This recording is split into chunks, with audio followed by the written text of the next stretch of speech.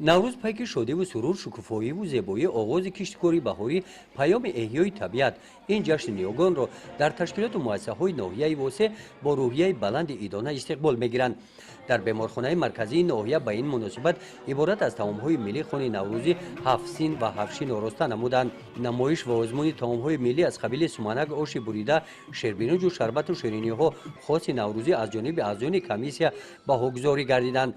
дар озмуд кормандони ҳамаи шуъбаҳои беморхона иштирок намуданд. хони наврӯзӣ ки аз ҷониби занон пешниҳод гардид, аз ҷониби аъзоёни комиссия баҳои баланд гирифт. аз хадимулайён гузаштагони мо ақида доштанд, ки ҳар касе наврӯзро ҷашн гирад, ба хӯрамӣ пайвандад ва то наврӯзи нав умри хеш ба шодмонӣ гузаронад.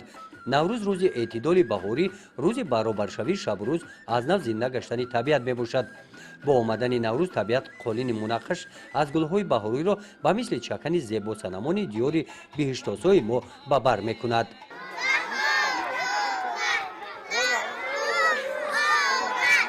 иди наврӯз дар муассисаҳои таҳсилоти миёнаи умумии ноҳия ҳам ҷашн гирифта шуд.